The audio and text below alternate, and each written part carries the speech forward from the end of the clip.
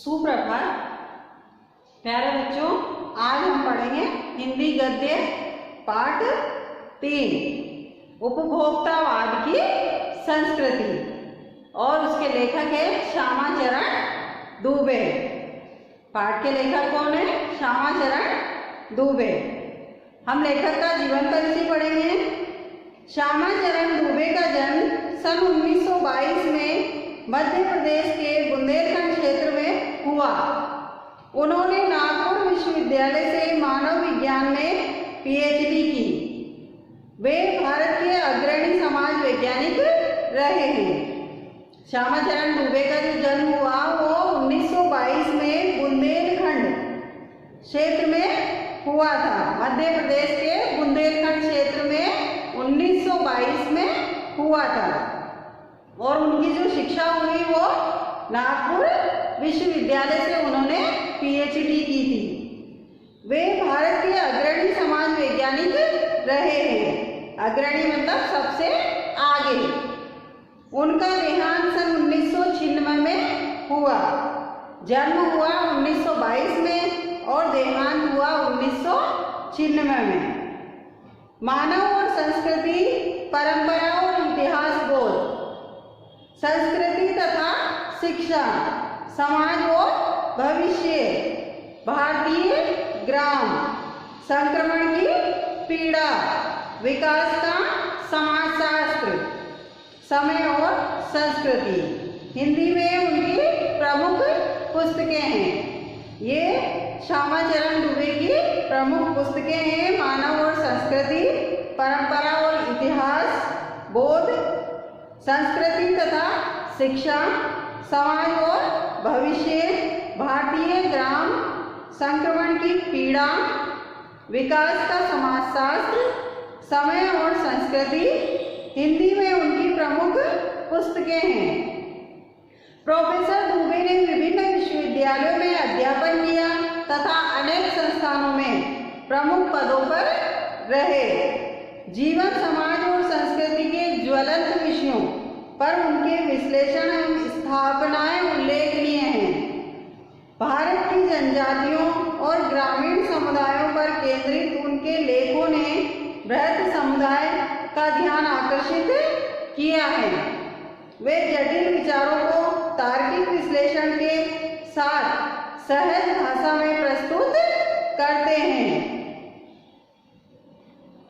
उपभोक्तावाद की संस्कृति, यह क्या है? निबंध है। बाजार की गिरफ्त में आ रहे समाज की वास्तविकता को प्रस्तुत करता है। इस पाठ में हमें बाजार की गिरफ्तता में जो समाज आ रहा है, मतलब जो आज विज्ञापन दिखाए जा रहे हैं और लोग उन्हीं विज्ञापनों के पीछे दौड़ रहे हैं, भाग रहे हैं। जो विज्ञापन में जो चीज दिखाई जाती है उसी को लोग खरीद लेते हैं। उसकी गुणवत्ता के बारे में नहीं सोचते कि यह चीज अच्छी है या नहीं है। इसके बारे में हमें लेखक ने इस निबंध के माध्यम से बताया है। चमक दमक के कारण वस्तुओं के पीछे भाग रहे हैं। हमारी निगाह गुणवत्ता पर नहीं है। संपन्न और अभिजन वर्ग द्वारा प्रदर्शनपूर्ण जीवन शैली अपनाई जा रही है, जिसे सामान्य जन भी लज्जाई निगाहों से देखते हैं। सामान्य जन मतलब आम आदमी जो है वो भी उन्हीं के पीछे दौड़ रहे हैं। चाहे उनके पास पैसा है या ना हो, पर फिर भी वो सोचते हैं कि हम भी इनके जैसा करें। सभ्यता के विकास की चिंताजनक बात है जिसे उपभोक्तावाद ने परोसा है। मतलब उपभोक्तावाद ने हमें इस बात को समझाया है। इस पाठ के माध्यम से लेखक ने हमें बताया है। लेखक की यह बात महत्वपूर्ण है कि जैसे जैसे यह दिखावे की संस्कृति फैलेगी, सामाजिक अशांति और विषमता भी बढ़ेगी। जैसे जैसे समाज दूसरे देशों के प्रति भागता चला जाएगा, उनके पीछे उनकी जो वस्तुएं हैं उनको अपनाता जाएगा और हमारे देश की जो चीजें वस्तुएं हैं उनका हनन करता जाएगा, तो इस देश की समाज को इस देश में सामाजिक जो अशांति है हमारी, वह भी हमारे देश में फैलेगी। उपभोक्तावाद की संस्कृति, धीरे धीरे सब कुछ बदल रहा है, धीरे धीरे सब कुछ बदल रहा है, पहले जैसा कुछ भी नहीं है। एक नई जीवन शैली अपना वर्चस्व स्थापित कर रही है, उसके साथ आ रहा है एक नया जीवन दर्शन, उपभोक्तावाद का दर्शन।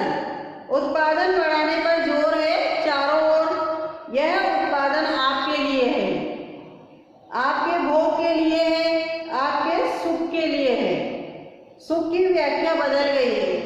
उपभोग, भोग ही सुख है। जो हम भोग रहे हैं वही हमारा सुख है, चाहे उसमें गुणवत्ता है या नहीं है। एक सूक्ष्म बदलाव आया है नई स्थिति में। उत्पाद तो आपके लिए है, पर आप यह भूल जाते हैं कि जाने अनजाने आज के माहौल में आपका चरित्र भी बदल रहा है और आप उत्पाद को समर्पित होते जा रहे हैं। विलासिता की सामग्रियों से बाजार भरा पड़ा है, जो आपको लुभाने की जी तोड़ कोशिश में निरंतर लगी रहती है। दैनिक जीवन में काम आने वाली वस्तुओं को ही लीजिए। जो हमारे दैनिक जीवन में मतलब रोजाना जो हमारे काम में आने वाली चीजें हैं, वस्तुएं हैं, उन्हीं को देख लीजिए, उन्हीं के विज्ञापन को आप देख लीजिए। कैसे विज्ञापन बताते हैं। टूथपेस्ट चाहिए, क्या चाहिए? टूथपेस्ट चाहिए। यह दांतों को मोती जैसा चमकीला बनाता है। जो विज्ञापन हम टीवी में देखते हैं उसमें क्या बताते हैं कि यह दांतों को मोती जैसा चमकीला बनाता है। यह मुंह की दुर्गंध हटाता है, मतलब मुंह की जो गंदगी होती है वह भी दूर करता है। यह मसूड़ों को मजबूत करता है और यह पूर्ण सुरक्षा देता है। वह सब करके जो 3-4 पेस्ट अलग अलग करते हैं।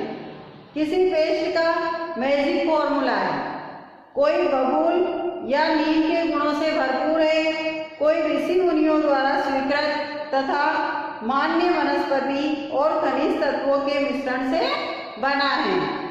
जो चाहे चुन लीजिए। यदि पेस्ट अच्छा है तो ब्रश भी अच्छा होना चाहिए।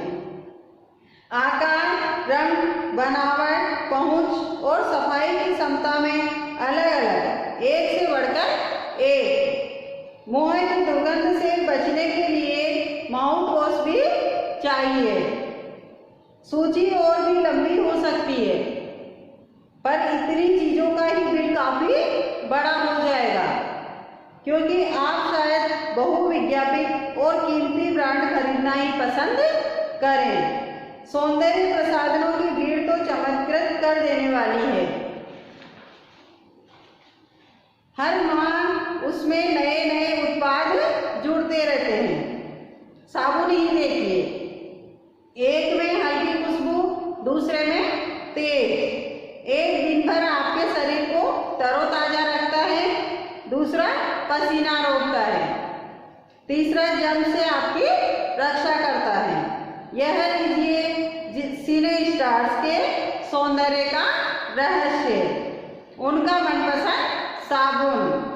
सच्चाई का अर्थ समझना चाहते हैं, यह लीजिए। शरीर को पवित्र रखना चाहते हैं तो यह लीजिए, शुद्ध गंगाजल में बनी साबुन। चमड़ी को नर्म रखने के लिए यह लीजिए, महंगी है पर आपके सौंदर्य में निखार ला देगी। सम्रांत महिलाओं की ड्रेसिंग टेबल पर 30-30 हजार की सौंदर्य सामग्री होना तो मामूली बात है। पेरिस से परफ्यूम मंगाइए, इतना ही और खर्च हो जाएगा। ये प्रतिष्ठा चिन्ह है। समाज में आपकी हैसियत बताते हैं। पुरुष भी इस दौड़ में पीछे नहीं है।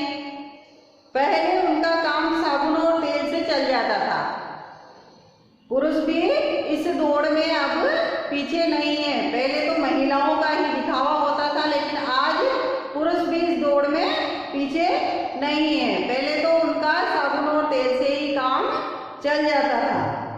आफ्टर सेव और कोलोन बाद में आए। अब तो इस सूची में दर्जन दो दर्जन चीजें और जुड़ गई हैं। छोड़िए इस सामग्री को, वस्तु और परिधान की दुनिया में आइए, अर्थात इन सौंदर्यपूर्ण सामग्रियों को छोड़ करके वस्तुओं या परिधान की दुनिया में आइए, मतलब परिधान मतलब वस्त्रों की दुनिया में आइए। जगह जगह बुटीक खुल गए हैं, नए नए डिजाइन के परिधान बाजार में आ गए हैं। ये ट्रेंडी है और महंगे भी हैं। पिछले वर्ष के फैशन इस वर्ष शर्म की बात है। अगर पिछले वर्ष के कपड़े किसी ने इस वर्ष पहन लिए तो वह उसके लिए शर्म की बात हो जाती है कि मैं पिछले साल के फैशन के कपड़े इस साल कैसे पहन के आ गया। घड़ी पहले समय दिखाती थी, उसमें यदि यही काम लेना हो तो 400-500 में मिल जाएगी। हैसियत जताने के लिए आप 50-60 हज़ार से लाख 1.5 लाख की घड़ी भी ले सकते हैं। संगीत की समझ हो या नहीं, कीमती म्यूजिक सिस्टम जरूरी है। कोई बात नहीं यदि आप उसे ठीक तरह चला भी न सकें। कंप्यूटर काम के लिए भी तो खरीदे ही जाते हैं। महज दिखावे के लिए उन्हें खरीदने वालों की संख्या भी कम नहीं है। चाहे घर में कंप्यूटर चलाना किसी को आता है या नहीं, फिर भी घर में कंप्यूटर लाके रखते हैं लोग, ओनली दिखावे के लिए कि हमारे पास कंप्यूटर है। उस घर में चाहे कंप्यूटर की जरूरत ही नहीं हो। खाने के लिए 5 सितारा होटल है, वहाँ तो अब विवाह भी होने लगे हैं। बीमार पड़ने पर 5 सितारा अस्पतालों में आइए। सुख सुविधाओं और अच्छे इलाज के अतिरिक्त यह अनुभव काफी समय तक चर्चा का विषय भी रहेगा। पढ़ाई के लिए 5 सितारा पब्लिक स्कूल है, शीघ्र ही शायद कॉलेज और यूनिवर्सिटी भी बन जाएंगे। पहले पढ़ाई गवर्नमेंट स्कूलों में ही हो जाती थी, लेकिन आज के लोग पढ़ाई या तो प्राइवेट स्कूल में करवाते हैं या फिर 5 सितारा पब्लिक स्कूल खुल गए हैं उनके लिए। तो यह भी दिखावा है। भारत में तो यह स्थिति अभी नहीं आई। हमारे भारत में तो यह स्थिति अभी नहीं है, पर अमेरिका में और यूरोप में कुछ देशों में आप मरने के पहले ही अपने अंतिम संस्कार और अनंत विश्राम का प्रबंध भी कर सकते हैं। जो दूसरे देश है अमेरिका और यूरोप, वहां पर तो आप अपने मरने के पहले ही अपने सारे इंतजाम कर सकते हैं। आपकी कब्र के आसपास सदा हरी घास होगी, मन चाहे फूल होंगे, चाहे तो वहाँ फव्वारे होंगे और मंद ध्वनि में निरंतर संगीत भी। कल भारत में भी यह संभव हो सकता है। जो आज दूसरे देशों में है वह कल हमारे भारत देश में भी संभव हो सकता है। अमेरिका में आज जो हो रहा है कल वह भारत में भी आ सकता है। प्रतिष्ठा के अनेक रूप होते हैं, चाहे वे हास्यास्पद ही क्यों न हो। यह है एक छोटी सी झलक उपभोक्तावादी समाज की। यह विशिष्ट जन का समाज है, पर सामान्य जन भी इसे लज्जाई निगाहों से देखते हैं। उनकी दृष्टि में एक विज्ञापन की भाषा में यही है राइट चॉइस। विज्ञापन में बताया जाता है कि यही है राइट चॉइस। अब विषय के गंभीर पक्ष की ओर आइए। ये तो थे विज्ञापनों की दुनिया। अब गंभीर पक्ष को देखिए। इस उपभोक्ता संस्कृति का विकास भारत में क्यों हो रहा है? ये जो उपभोक्ता संस्कृति है, दूसरे देशों की जो संस्कृति है, वो हमारे भारत देश में क्यों अपनाई जा रही है? सामंती संस्कृति के तत्व भारत में पहले भी रहे हैं। उपभोक्तावाद इस संस्कृति से जुड़ा रहा है। आज सामंत बदल गए हैं, सामंती संस्कृति का मुहावरा बदल गया है। हम सांस्कृतिक अस्मिता की बात कितनी ही करें, परंपराओं का अवमूल्यन हुआ है, आस्थाओं का शरण हुआ है। कड़वा सच तो यह है कि हम बौद्धिक दास्ता स्वीकार कर रहे हैं। पश्चिम के सांस्कृतिक उपनिवेश बन रहे हैं, अर्थात हम दूसरे देशों के पीछे दौड़ रहे हैं। हमारी नई संस्कृति अनुकरण की संस्कृति है। हमारी जो आधुनिक संस्कृति है वह कौन सी संस्कृति है? अनुकरण की संस्कृति। मतलब दूसरे देशों का हम अनुकरण कर रहे हैं। हम आधुनिकता के झूठे प्रतिमान अपनाते जा रहे हैं। प्रतिष्ठा की अंधी प्रतिस्पर्धा में जो अपना है उसे खोकर छद्म आधुनिकता की गिरफ्त में आते जा रहे हैं। संस्कृति की नियंत्रक शक्तियों के क्षीण हो जाने के कारण हम दिग्भ्रमित हो रहे हैं। हमारा समाज ही अन्य निर्देशित होता जा रहा है। विज्ञापन और प्रसार के सूक्ष्म तंत्र हमारी मानसिकता बदल रहे हैं। उनमें सम्मोहन की शक्ति है, वशीकरण की भी। अंततः इस संस्कृति के फैलाव का परिणाम क्या होगा, यह गंभीर चिंता का विषय है। हमारे सीमित संसाधनों का घोर अपव्यय हो रहा है। जीवन की गुणवत्ता आलू के चिप्स से नहीं सुधरती, न बहुविज्ञापित शीतल पेयों से, भले ही वे अंतर्राष्ट्रीय हो। पिज्जा और बर्गर कितने ही आधुनिक हो, है वे कूड़ा खाद्य अर्थात अच्छी चीजें नहीं हैं। समाज में वर्गों की दूरी बढ़ रही है। सामाजिक सरोकारों में कमी आ रही है। जीवन स्तर का यह बढ़ता अंतर आक्रोश और अशांति को जन्म दे रहा है। जैसे जैसे दिखावे की यह संस्कृति फैलेगी, सामाजिक अशांति भी बढ़ेगी।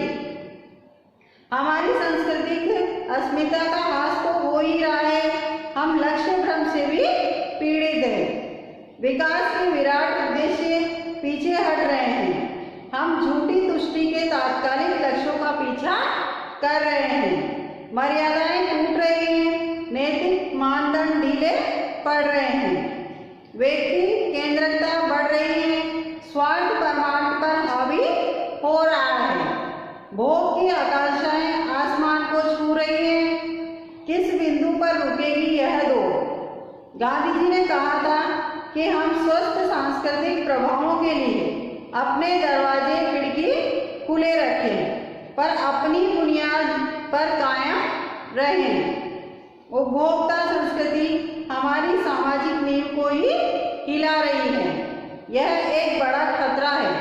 भविष्य के लिए यह एक बड़ी चुनौती है।